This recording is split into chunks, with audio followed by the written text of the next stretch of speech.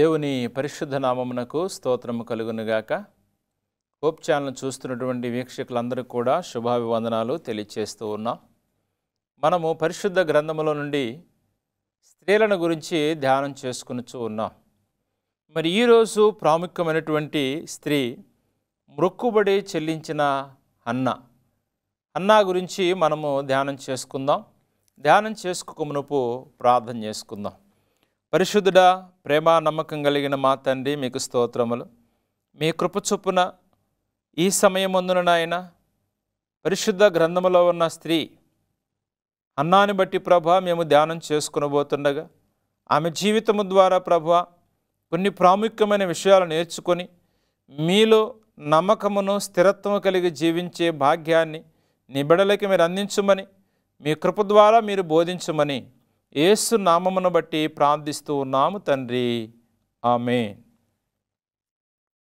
పరిశుద్ధ గ్రంథములో హన్నా గురించి మనము ధ్యానం చేసుకుందాం. హన్నా అనగా కృప. భక్తిపరుడైన ఎల్కానాకు హన్నా, పెనిన్నా అను ఇద్దరు భార్యలు ఉన్నారు. ఇద్దరు భార్యల్లో ఒకరికి సంతానం ఉన్నారు, ఇంకొకరికి సంతానము లేదు. పెనిన్నాకు సంతానం ఉంది, కానీ హన్నా గొడ్రాలుగా మిగిలిపోయింది. అయితే హన్నా ఈ స్త్రీని దేవుడు ఎలా జ్ఞాపకం చేసుకొని సంతానం ఇచ్చి తల్లిగా చేసి బహుగా ఆశీర్వదించాడో మనము ఈ ప్రసంగంలో నేర్చుకుందాం. మొదటి సమూయేలు గ్రంథము 1వ అధ్యాయము 1-2 వచనాల్లో ఈ హన్నా గురించి మనకి తెలియచేస్తూ ఉన్నారు. ఆ తర్వాత 1-6 వచనం మనం జ్ఞాపకం చేసుకున్నట్లయితే, యెహోవా ఆమెకు సంతు లేకుండా చేసి ఉన్న హేతువును బట్టి ఆమె వైరియగు పెనిన్నా ఆమెను విసిగించుటకై ఆమెకు కోపము పుట్టించుచు వచ్చెను. ఇక్కడ ఈ ఇద్దరి యొక్క విధానాన్ని జ్ఞాపకం చేసుకున్నట్లయితే, హన్నాకు సంతానం లేని కారణాన ఈ తోడి కోడలు ఈ పెనిన్నా సూటిపోటి మాటలకు ఎంతో వేదన చెందింది. ముఖ్యంగా భర్త లేని సమయాన ఈ పెనిన్నా హన్నాను చాలా విసిగిస్తూ ఉంది. నువ్వు గొడ్రాలవి, నీకు బిడ్డలు లేరు కాబట్టి అనేకమైన విధానములో వీరు మాట్లాడుతూ ఉంది. అయితే ఎక్కువగా విసిగించేది, అయితే హన్నా మాత్రం ఎప్పుడు కూడా పెనిన్నాతో జగడమాడినట్లు కానీ కోపగించుకోవడం కానీ చేయక తన దుఃఖాన్ని దిగమింగుతూ ఓర్పుతోనూ సహనముతోనూ దేవుని వైపు తన అక్కర తీర్చగలడని ఆమె జీవిస్తూ ఉంది. ఈ హన్నా దేవుడే నాకు ఈ సమస్యను తీర్చగలడు, దేవుడే నాకు ఈ సమస్య నుంచి బయటపడేయగలడు, దేవుడే నాకు బిడ్డలను దయచేయగలడని చాలా విశ్వాసముతో ఉంది. అందుకని సహనం కలిగి ఉంది మీ కుటుంబంలో. పెనిన్న ద్వారా అనేకమైన మాటలు పడుచున్నప్పటికీ కూడా బిడ్డలు లేని కారణాన్ని బట్టి ఆమె చాలా దుఃఖములో మౌనంగా ఉండి ఎలాగైనా దేవుని ద్వారా నేను సహాయం పొందుకోవాలన్న సంకల్ప బలముతో ఈమె ఉంది. అందుకనే ఏం చేస్తుంది, మనం ఎప్పుడు కూడా సహనముతో ఎదురు చూడాలంట. కీర్తనల గ్రంథం 41లో చెప్తూ ఉన్నారు, సహనముతో ఎదురు చూడాలి, మీ సహనమును సకల జనులకు కూడా తెలియచేయాలంట. నీలో ఉన్న సహనం ఏదైతే ఉందో, ఓర్పు ఏదైతే ఉందో, ఓర్చుకునే తత్వం ఏదైతే ఉందో, ఆ ఓర్పు అందరికి కూడా తెలియచేయాలి. సమస్యలు సృష్టించుకోవటం తక్కువ సమయంలోనే వస్తుంది. సహనం కలిగి ఉండటం అంటే నీకెంతో బలం కావాలి. ఎదుటివారిని మాట్లాడేదానికి బలం కాదు, కానీ నీలో సహనాన్ని, ఎదుటి మనిషి అన్నటువంటి మాటను నీ హృదయంలో ఉంచుకొని ధైర్యం కలిగి ఉండటానికి బలం కావాలి. అలాంటి బలము ఈ హన్నా దేవుని ద్వారా ఆమె తెచ్చుకుంటూ ఉంది. అందుకనే ఈ విధానంలో ఈమె ఏం చేస్తుందంటే, రెండవదిగా కన్నీటి ప్రార్థన ఈమె చేస్తుంది. పరిశుద్ధ గ్రంథము నుండి మొదటి సమూయేలు గ్రంథం 1వ అధ్యాయము 8వ వచనం మనం చదువుకున్నట్లయితే, ఆమె పెనిమిటి అయిన ఎల్కానా, అన్నా నీవెందుకు ఏడ్చున్నావు? నీవు భోజనము మానుటయేలా? నీకు మనో విచారం ఎందుకు కలిగినది? 10 మంది కుమారుల కంటే నేను నీకు విశేషమైన వాడను కానా అని ఆమెతో చెప్పుచూ వచ్చెను. ఈమె దుఃఖిస్తూ ఉంది, ఏడుస్తూ కన్నీరు కారుస్తూ ఉంది. అయ్యా నాకు బిడ్డలను దయచేయి తండ్రి, నాకు సంతానం ఇవ్వు ప్రభువా. చాలా దుఃఖిస్తూ ఉంది. ఎందుకంటే తన పెనిన్న అనరాని మాటలన్నప్పుడు ఈ కన్నీటి ప్రార్థన ద్వారా దేవునికి తన విషయమంతా కూడా బయలుపరుస్తూ ఉంది. భర్త వచ్చి ఓదారుస్తున్నాడు, నీకు 10 మంది కుమారుల కంటే నేను శ్రేష్టమైన వాడను కానా? నువ్వెందుకు బాధపడతావమ్మా, నువ్వెందుకు దుఃఖిస్తావని ఇక్కడ ఆయన ఓదారుస్తూ ఉన్నాడు. బిడ్డలు లేకపోవటం అన్నాకు పెద్ద సమస్యగా ఉంది. ఎందుకంటే ప్రక్క ఆమె మాటలు, ఈ లోకం తీరు మనుషులు అనేక రీతిలుగా ఇబ్బందులు పెడతారంటే, బిడ్డలు లేకపోతే, సంతానం లేకపోతే 1 సంవత్సరమో 2 సంవత్సరాలు 3 సంవత్సరాలు 4 5 సంవత్సరాల తర్వాత ఇక మనుషులు వేరే వేరే మాటలు పుట్టిస్తూ ఉంటారు.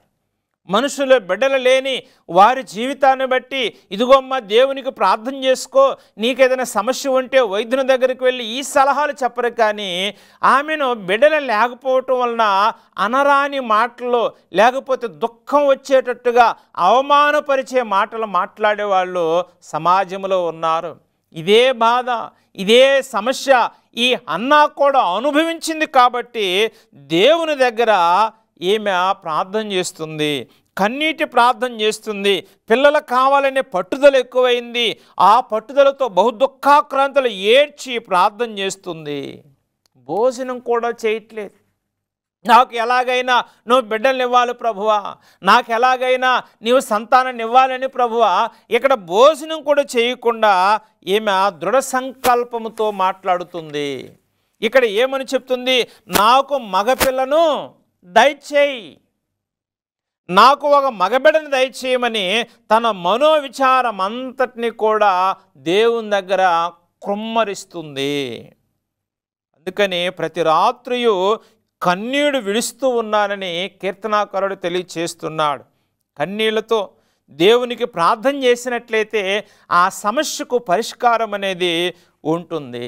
ఇక్కడ ఎప్పుడైతే ఈమె కన్నీటితో ప్రార్థన చేస్తూ భోజనం మానివేసి దుఃఖాక్రాంతురాలుగా ఏడ్చినట్లుగా కన్నీరంతా కూడా కారిపోతూ ఉన్నాయి.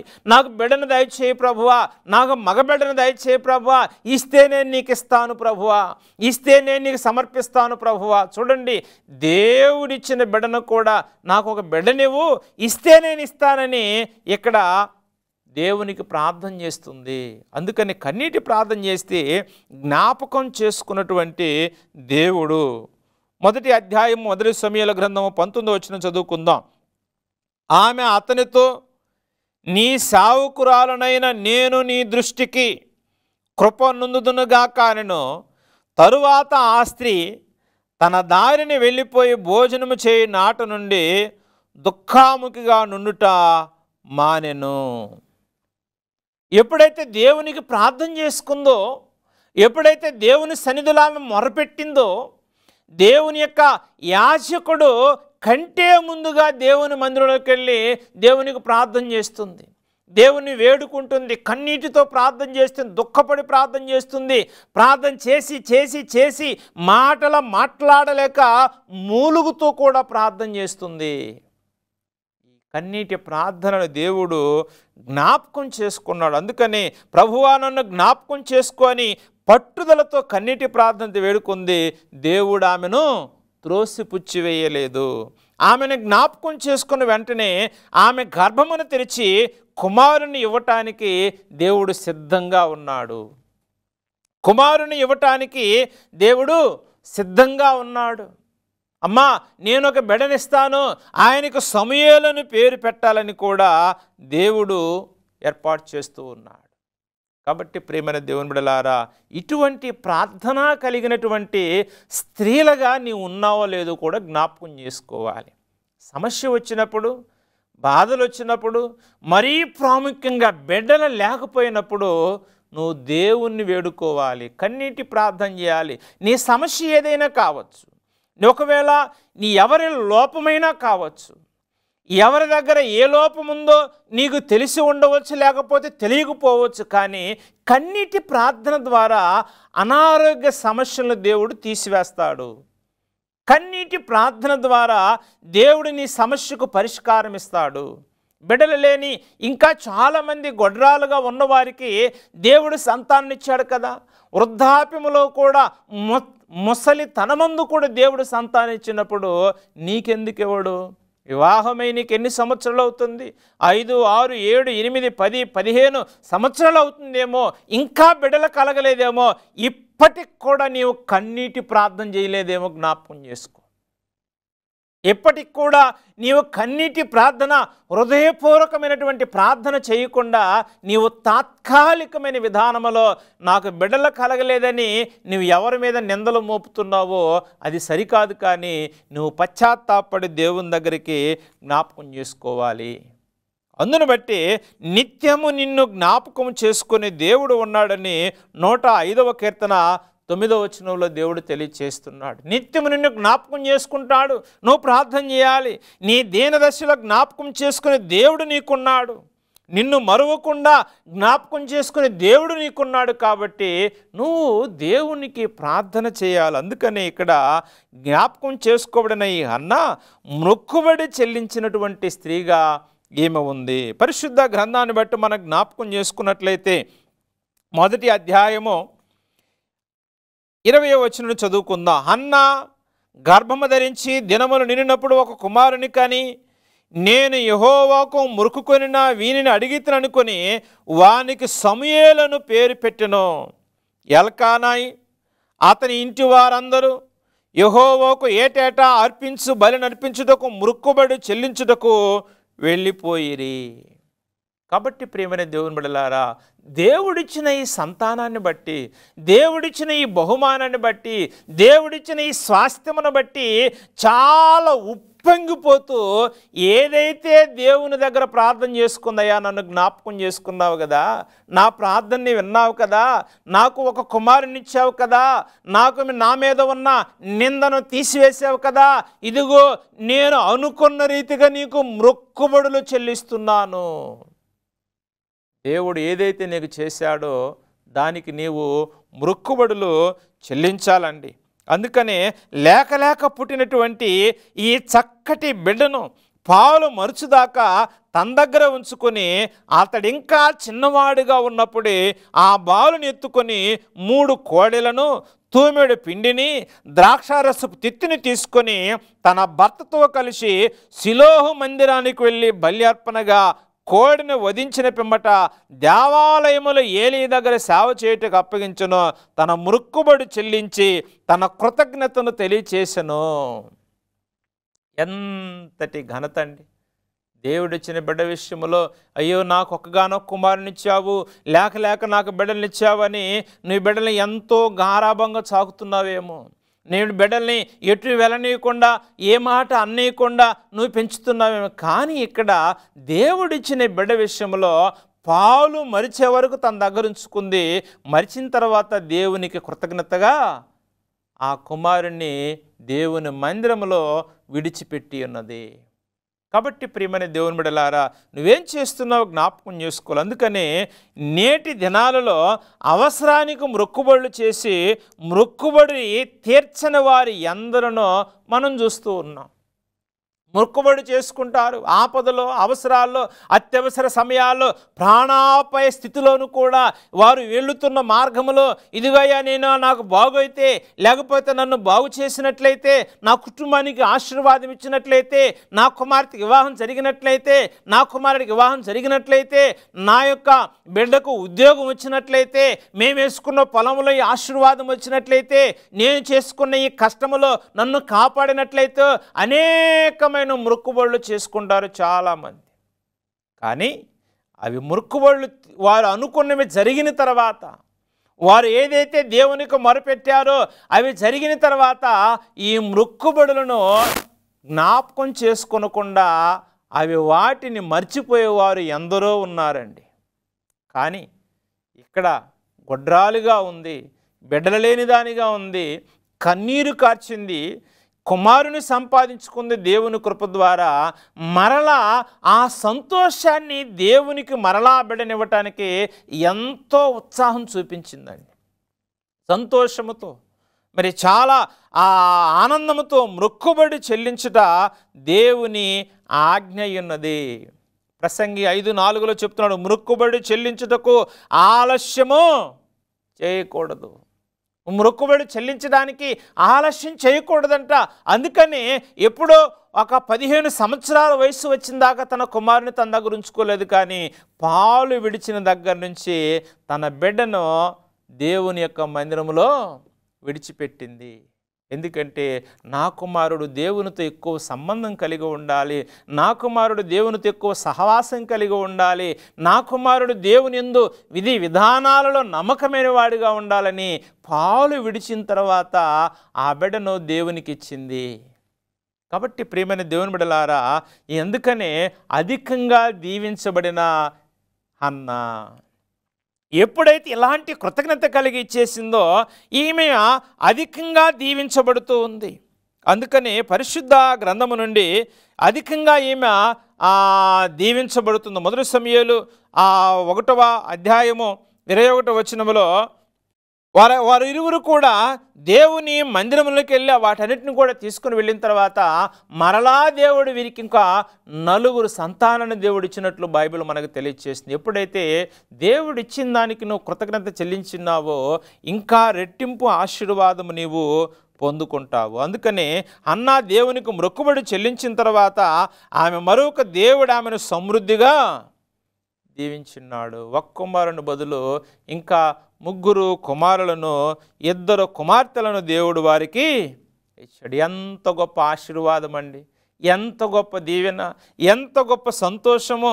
శక్తి కొలది దేవునికి ఇచ్చినట్లయితే దేవుని కృప అధికంగా నీవు పొందుకుంటావు.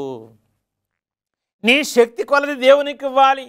ఒకే ఒక్క కుమారుడు, నాకు 2-3 కుమారులు పుడితే నేను ఇస్తాను, కానీ ఒక్క కుమారు పుడితే నేను ఎలా ఇవ్వగలనండి? ఆ 2-3 కుమారులు పుట్టక మునిపే ఒకే ఒక కుమారుని, అనుకున్న కుమారుని ఇచ్చేసింది. తర్వాత దేవుడు వారికి 5 సంతానాన్ని దేవుడిచ్చాడు. నీ శక్తి కొలది ఎప్పుడైతే నువ్వు ఇవ్వగలవో, అది బిడ్డలనైనా, అది నీవు ఆస్తినైనా, అది నీవు కానుకైనా, అది ఏదైనప్పటికీ కూడా నీ శక్తి కొలది నీవు ఏదైతే ఇవ్వగలవో తిరిగి దేవుని ద్వారా నీవు పొందుకుంటావు, గొప్ప ఆశీర్వాదాన్ని పొందుకుంటావు. అందుకనే అధికముగా దేవుడు అతనికి దయచేసెను. అధికంగా దేవుడు నీకు దయచేస్తాడండి. అధికమైన ఆశీర్వాదం నీకు వస్తుంది. కాబట్టి నీవు ఐశ్వర్యము ఘనత దేవుని దగ్గర ఉన్నాయి. కాబట్టి క్షేమకరమైన దీవెన కూడా దేవుని దగ్గరే ఉంది. కాబట్టి హన్నా జీవితాన్ని నువ్వు జ్ఞాపకం చేసుకోవాలి. హన్నా ఏ రీతిగా దేవుని దగ్గర దుఃఖపడిందో, ఏ రీతిగా దేవుని నన్ను జ్ఞాపకం చేసుకో ప్రభువా అందో, జ్ఞాపకం చేసుకున్న తర్వాత ఇచ్చినటువంటి బిడ్డను బట్టి మొక్కుబడులు చెల్లించింది. మొక్కుబడులు చెల్లించిన తర్వాత అధికంగా దీవించబడినటువంటి విధానములో ఈ హన్నా ఉంది. ఈరోజు నువ్వు ఎలా ఉన్నావు? ఏ స్థితిలో ఉన్నావు? ఏ విధానములో ఉన్నావు? ఈ హన్నా ద్వారా నువ్వు ఏ విషయాన్ని నేర్చుకోగలుగుతున్నావు జ్ఞాపకం చేసుకోవాలి. ఎందుకంటే నీవు కూడా దేవునికి ప్రార్థన చేయాలి, కన్నీటి ప్రార్థన చేయాలి, దేవుని దగ్గర వేడుకోవాలి. దేవుని మందిరానికి ముందే నీకేదైనా సమస్య వచ్చినప్పుడు దేవుని యొక్క సేవకుడు మందిరాన్ని ప్రారంభించక మునిపే నువ్వు వెళ్ళి ఒంటరిగా కూర్చొని నీ దేవునితో నీవు మాట్లాడాలి, నీ దేవునికి నువ్వు ప్రార్థన చేయాలి. అందరు వెళ్ళిన తర్వాత వెళ్ళి నువ్వేదో తూతూ మంత్రంగా 4 మాటలు కాదు, కానీ నీకు సమస్య ఉంది, నీకు దేవుని యొక్క అవసరత కావాలి, దేవుని యొక్క ఆశీర్వాదం కావాలి, దేవుని యొక్క బహుమానం కావాలి. ఇది ఎవరు నీకు ఇవ్వలేరండి. ఏ మనుషుడు కూడా నీకు ఇవ్వలేరు, నీ అన్నవారు కూడా నీకు ఇవ్వలేరు. కానీ దేవుడు ఇవ్వగలడు. కాబట్టి ఆ దేవుడు ఇచ్చే దేవునికి నీవు కొంత సమయాన్ని వెచ్చించాలి. ఇక్కడ హన్నా ఏడ్చింది, కన్నీరు కార్చింది, ఆహారం తినలేదు, దుఃఖపడుతుంది, ఎవరిని కూడా పట్టించుకోలేదు, తన దేవుని మీదే విశ్వాసం ఉంచింది. కాబట్టి అట్టి విధానములో నీవు ఉండాలి, అట్టి మార్గములో నీవు ఉండాలి. ఆ విధమైనటువంటి విశ్వాస జీవితములో నీవు ఉన్నట్లయితే నీకు కూడా బిడ్డలను దేవుడు ఇస్తాడు. ఇన్ని సంవత్సరాలైంది నీకు వివాహమై, ఇన్ని సంవత్సరాలు అయినప్పటికీ నీకు కూడా వివాహమైన విధానములో నీ శరీరములో ఎలాంటి ఆ బలహీనతలు ఉన్నప్పటికీ కూడా, మీ ఇరువురు దాంపత్య జీవితంలో ఎలాంటి సమస్యలు ఉన్నప్పటికీ కూడా, ఇది వైద్యుల ద్వారా అసాధ్యమండి, మాకు బిడ్డలు పుట్టరు అని ఒకవేళ చెప్పినప్పటికీ కూడా నీ కన్నీటి ప్రార్థన, నీ శరీరంలో ఉన్న బలహీనతను దేవుడు తీసివేస్తాడు. దేవుడు జ్ఞాపకం చేసుకో. దేవుడు గొప్పవాడు, అధికాయ శక్తిమంతుడు. ఆయన ఆశ్చర్య కార్యములు చేసే దేవుడు. ఆయన వెంటనే అద్భుతకరమైనటువంటి స్వస్థతనిచ్చే దేవుడు. నీకు సంతానాన్ని ఇస్తాడు, తప్పకుండా ఇస్తాడు. నీకు బిడ్డల్ని ఇస్తాడు. నీవు సంతోషాన్ని వ్యక్తపరిచేలాగా దేవుడు నీకు సంతానాన్ని ఇస్తాడు. నీవు సంతోషాన్ని వ్యక్తపరిచే విధముగా గొప్ప ఆనందాన్ని ఇస్తాడండి. దేవునికి నువ్వు లోబడాలి, యేసుక్రీస్తు ప్రభువారికి లోబడాలి, ఆయన వాక్యమునకు లోబడాలి, ఆయన ప్రార్థనా జీవితానికి లోబడాలి, ఆయన భక్తి జీవితానికి లోబడాలి. దేవుని యందు పరిపూర్ణమైన విశ్వాసిగా నీవు ఉండటానికి ఎప్పుడైతే సిద్ధపడతావో, ఎప్పటి వరకు కూడా బిడ్డలు లేకుండా ఆ హాస్పిటల్ ఈ హాస్పిటల్ ఎవరు చెప్పిన మాట, వాళ్ళు చెప్పిన మాట విని అక్కడికి వెళ్ళి ఎక్కడికి వెళ్ళి విసికి వేసారిపోయినావేమో, సమాజంలో మనుషుల దగ్గర నువ్వు అనేకమైన మాటలు పడుతున్నావేమో, సమాజంలోనికి వెళ్ళటానికి నీవు ముఖం చూపించలేనంత దుఃఖములని ఉన్నావేమో, దేవుని మందిరానికి వెళ్ళు, ఒంటరిగా నువ్వు వెళ్ళు, ఒక్కదానివే ముందుగా వెళ్ళు, దేవునికి ప్రార్థన చేయి, అడుగు, దుఃఖించు, కన్నీరు కార్చు, నాకు ఇవ్వాలి ప్రభువా, నువ్వు ఇవ్వగల సమర్థుడు అని దేవునికి ప్రార్థన చేస్తే నీ ప్రార్థనకు దేవుడు ప్రతిఫలము దయచేస్తాడని అన్నా జీవితము ద్వారా దేవుడు నీకు తెలియచేస్తున్నాడు. కాబట్టి నువ్వు ఆ రీతిగా ప్రార్థనలో ఉండాలని పరిశుద్ధుడైన దేవుని యొక్క మాటలు మనకు తెలియచేస్తున్నాయి. దేవుడి మాటలు దీవించి ఆశీర్వదించబడునుగాక. ఆమేన్. ప్రార్థన చేసుకుందాం. మహాపరిశుద్ధుడా, మమ్మల్ని మిక్కిలిగా ప్రేమించిన మా పరలోకపు తండ్రి, మీ పరిశుద్ధ నామమునకు స్తోత్రములు నాయనా. ఈరోజు తండ్రి మీ పరిశుద్ధ గ్రంథము నుండి హన్నాని గురించి ప్రభువా మేము ధ్యానం చేసుకొని ఉన్నాం. చేరువచ్చిన బిడలతోనూ వారి హృదయములతో ప్రభువా మీరు మాట్లాడిన విధానమును బట్టి నాయన మీకు స్తోత్రములు తండ్రి. మీ మాటలు విన్నటువంటి వారు ఏ స్థితిలో ఉన్నారు, ఎలాంటి దుఃఖములో కన్నీరు కారుస్తూ ప్రభువా బాధల్లో నాయన సమస్యల్లో ఉన్నారు ప్రభువా, నీ మాటలు విన్నప్పుడు నాయన వారికి ధైర్యాన్ని ఇచ్చి వారికి కావలసిన సంతాన భాగ్యమును ప్రభువా మీరు అందించమని ప్రార్థిస్తూ ఉన్నాము తండ్రి. మీ కృప చొప్పున నాయన వారి శారీరకంగా ఉన్నటువంటి బలహీనతను మీరు తీసివేయండి. ఇరువురిని ప్రభువా మీరు స్వస్థపరచండి, వారి దోషములు క్షమించండి, వారి పాపములు క్షమించండి, వారికి అధికమైన సంతోషాన్ని ఇవ్వమని ప్రార్థిస్తున్నాం ప్రభువా. మీ కృప చొప్పున నాయన ఈ ప్రార్థనలు ఏకీభవిస్తున్న బిడ్డలు ప్రభువా, ఎవరైతే బిడ్డలు లేని వారిగా ఉన్నారో వారికి మీ గర్భఫల బహుమానం సంతానాన్ని దయచేయమని, మీ కృపకు పాత్రులుగా ఉండే భాగ్యాన్ని ప్రభువా వారికి అందించమని ప్రార్థిస్తున్నాము తండ్రి. దేవా, నా దేవుడు నా ప్రార్థన విన్నాడు, నన్ను జ్ఞాపకం చేసుకున్నాడు, నా గర్భద్వారాలు తెరిచాడు, నాకు సంతానాన్ని ఇచ్చాడు, నాకు బిడ్డల్నిచ్చి ఉన్నారని మిమ్మును బట్టి గొప్ప సాక్ష్యము చెప్పుకొని ఆనందించులాగును ప్రభువా, కృతజ్ఞతలు చెల్లించులాగున మీ గొప్ప కార్యములు దయచేయమని నజరుడని యేసు నామమును బట్టి ప్రార్థిస్తూ ఉన్నాము తండ్రి. ఆమేన్.